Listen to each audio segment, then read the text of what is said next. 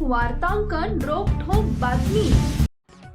1 ते 15 मे या दरम्यान स्वगणना होणार असून 15 मे नंतर जिल्ह्यात घरगणनेला सुरुवात होणार आहे। एकूण 34 पैकी 30 प्रश्नांची उत्तरं देणं नागरिकांना बंधनकारक आहे। माहिती न देणाऱ्या किंवा चुकीची माहिती देणाऱ्यांवर गुन्हा दाखल करण्यात येणार आहे। माहिती घेणाऱ्या कर्मचाऱ्यांना आधार कार्ड, पॅन नंबर किंवा बँक डिटेल्स देण्याची गरज नाही।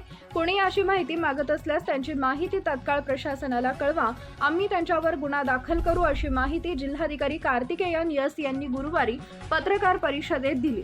HLO ॲपवर नागरिकांना स्वगणनेची नोंद करायची आहे। ही सर्व प्रक्रिया डिजिटल आहे, तसेच नागरिकांची माहिती गोपनीय राहणार आहे। नागरिकांचा डेटा शेअर होणार नाही।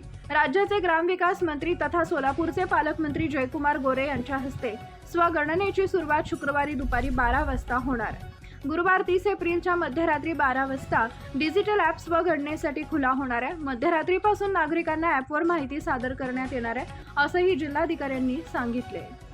महाराष्ट्रातील महत्त्वाच्या आणि ताज्या बातम्या पाहण्यासाठी आमच्या जय हो न्यूज चॅनलला सबस्क्राईब करा आणि बेल आयकॉन प्रेस करा।